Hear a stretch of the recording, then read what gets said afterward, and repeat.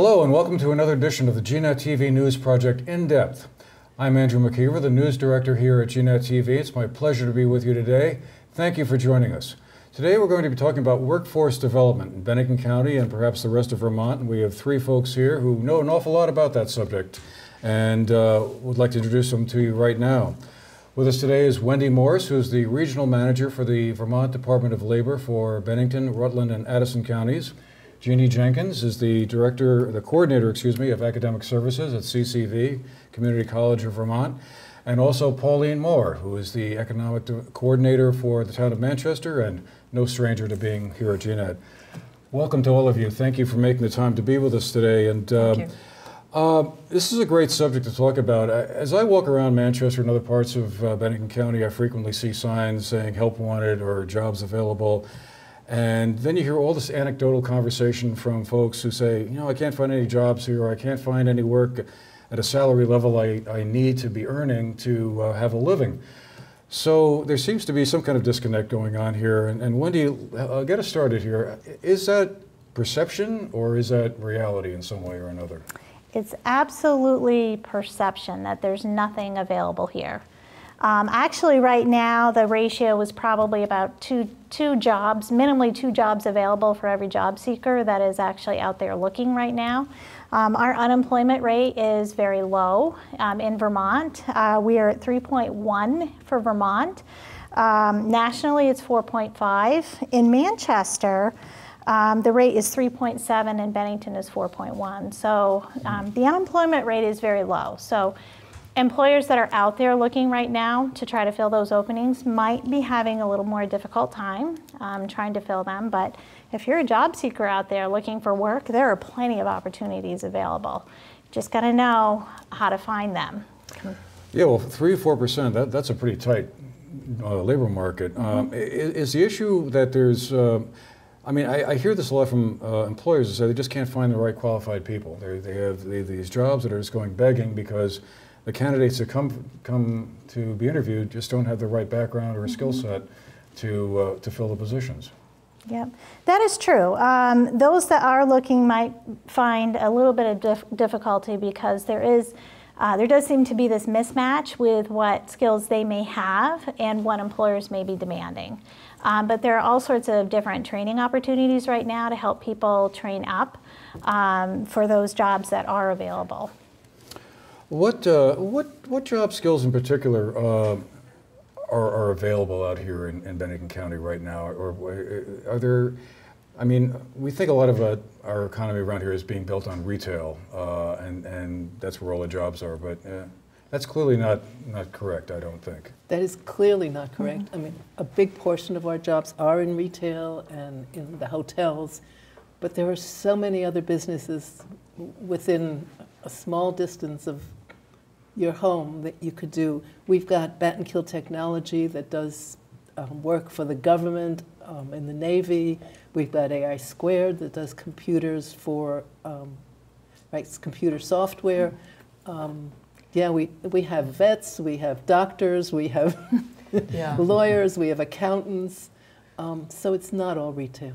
And I believe, I mean, when we think about what our job market is, we really do need to be thinking countywide and even outside of those artificial borders. But we're really looking at least a 30-mile radius of wherever anyone is situated. And if one does that, I mean, clearly, if you look at the the southern part of the county, that's about 3 times the number of jobs available as in the North Shire, and there is clearly a distinct flavor in terms of the kinds of job opportunities in the North Shire and the South Shire, and so you really want to be looking at a broader region in terms of the kinds of career path you want to follow and the kinds of skill set match that you can make. There are, definitely healthcare, manufacturing, and banking are much more situated in the South Shire than in the North Shire. And so, you know, we do want to be looking at this as a whole.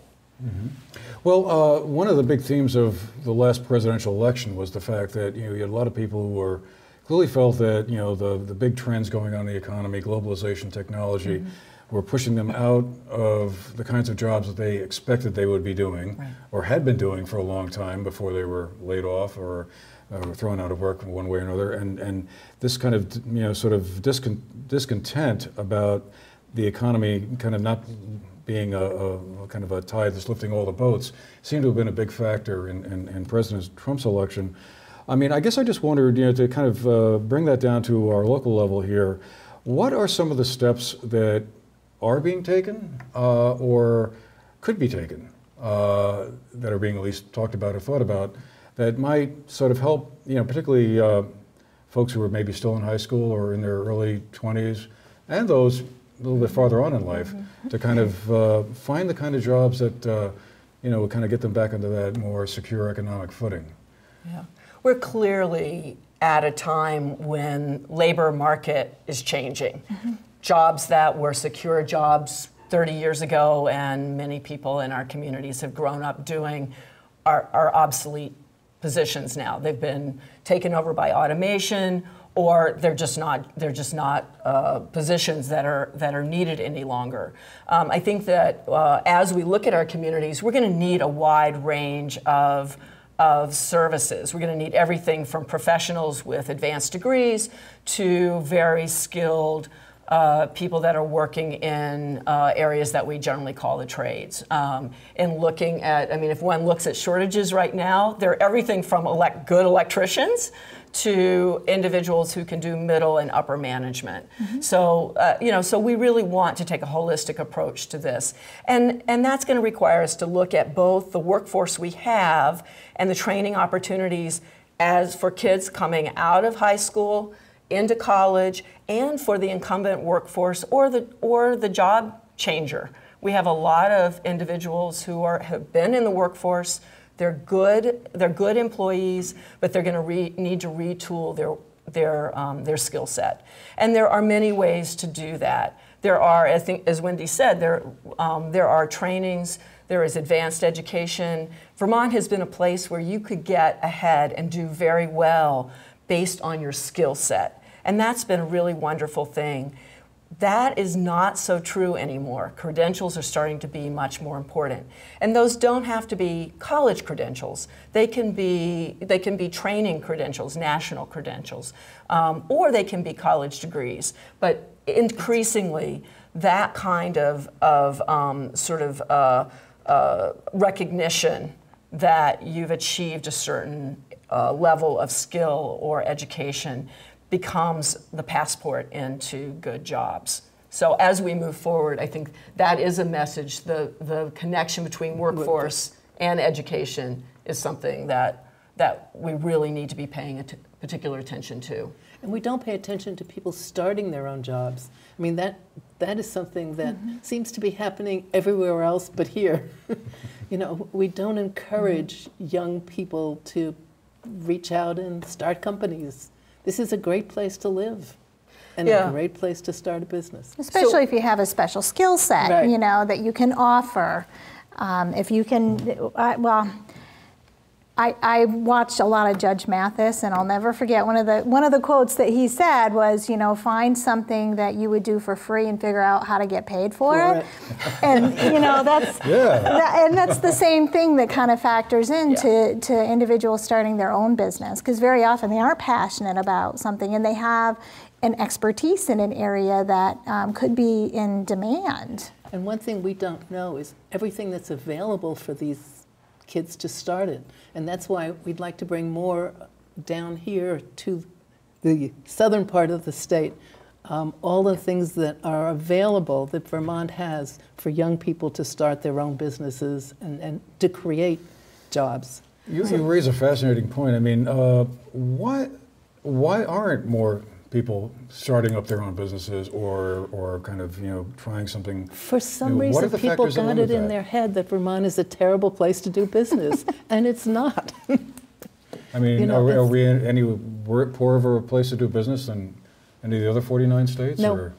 No, we're not. And I think it is something we're going to have to solve, because one challenge for Vermont is that we are losing population. We have an aging population and we have a decreasing population. So it is going to be a combination of bringing families and young people in, either to work in existing businesses or start their own. Or bring their business. And to develop the workforce that we already have, the population that we already have in our communities as workforce. So yeah, I think there are some initiatives that are ongoing in the southern part of the county that we hope will also take root in the North Shire around increasing awareness of what does it mean to be an entrepreneur. It isn't just, gee, I think I'll go start my own business. I mean, you know, the fact that you do need to know something about what you're doing and probably have worked with someone before you do that. But, you know, what does it take to start your own business? And that, you know, it's not intuitive. You know, it's not intuitive how to do that. So teaching it and encouraging it and finding mentors, apprenticeships, that have been people that have been successful to work with, young people that want to do startups is really going to be important. Well, one of the things I've wondered a lot about in the last few years is what is the role of education in all of this, and how might we be doing things differently to fill those gaps of not enough electricians, plumbers, carpenters, whatever, as well as you know, management positions or whatever, software engineers, whatever it is we need. And I find myself wondering, okay, if we were redesigning a high school curriculum today to kind of match up with, you know, the realities of the workplace and the economy, would we be doing it the way we've been doing it for the last umpteen decades? Right. And I guess I just wondered, should there be some tweaking that should be going on to kind of maybe, you know, I don't want to sound like a critic of the classic liberal arts approach where the idea is to teach you how to think and problem solve and that sort of thing. But maybe should there be more emphasis placed on technical education or more time spent doing more hands-on type things? I think we're seeing that change happen already, and I think Vermont as a state has enacted some legislation that is helping to move this forward. So many parents have heard of the PLP, or Personalized Learning Plan process, and I think that is allowing students to think more broadly about.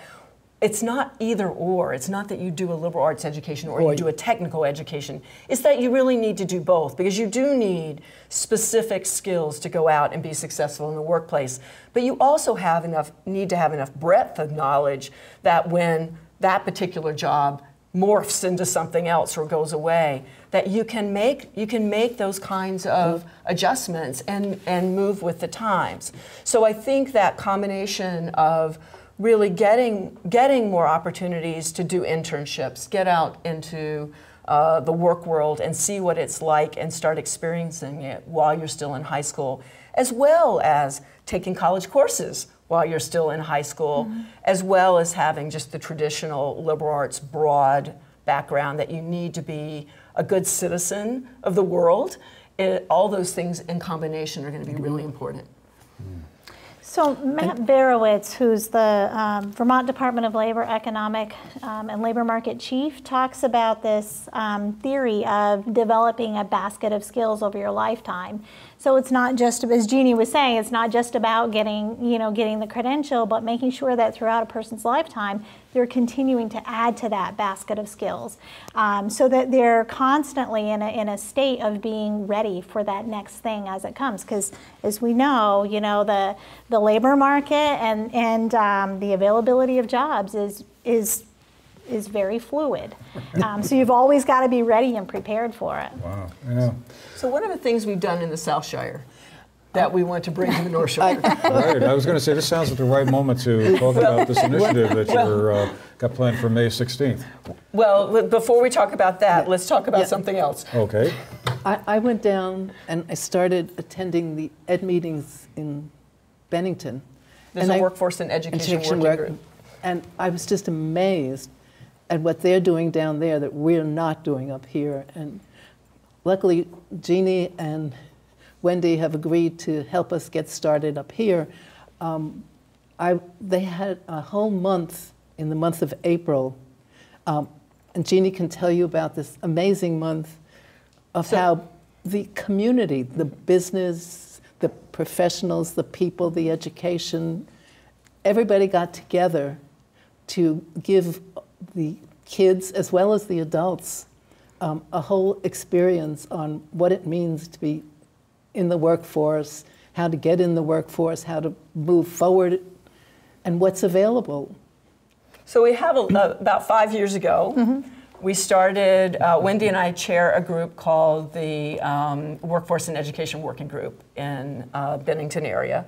And we started what we called a career week. And it was a week to celebrate the great work that was being done to link workforce and education and how that connects to economic development in the South Shire. And it has now morphed 5 years later into April Career Month. We had 28 events.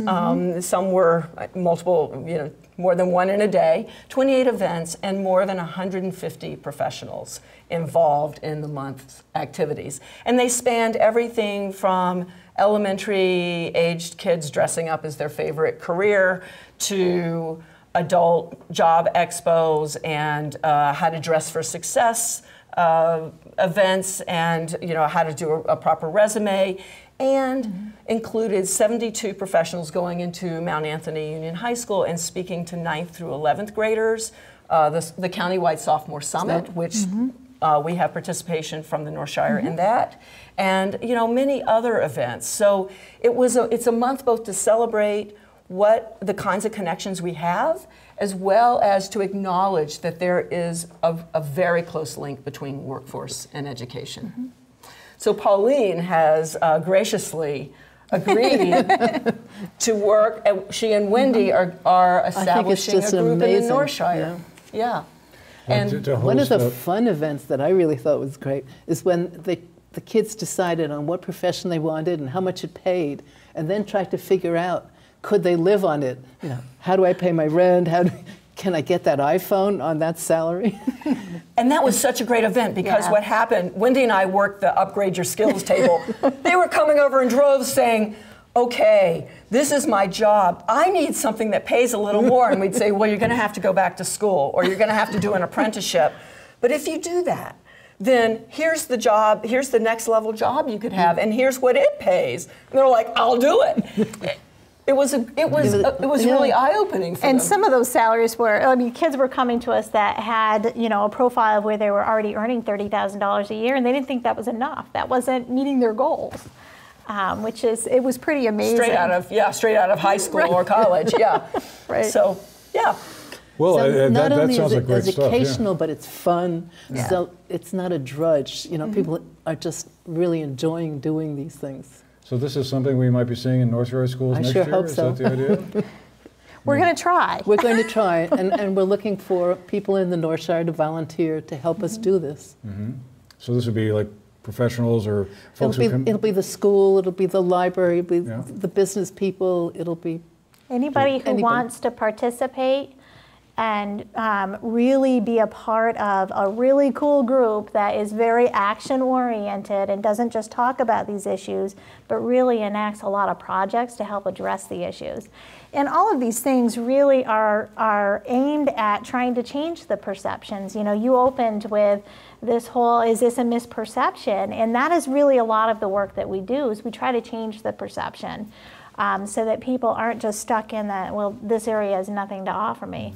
The other challenge we have is something called the labor force participation rate, which nationally is forecasted to decline, and this has been a trend, and it's continued to forecast to decline, and this is among all age groups, all demographics, but what I like about a future trend is that it's not written in stone, it's stuff that we can change. We have complete power and control to change a trend, for the future. We can't do anything about the history, but we can learn from why it's declining and really do something about changing it for the future. And so a lot of the work that we're doing, especially around the emerging workforce, is in really trying to help change that, for the future. And as Matt says, develop that basket of skills and plant that seed that you always have to develop that basket of skills. You know, the workforce that we had, 50 years ago, where you could,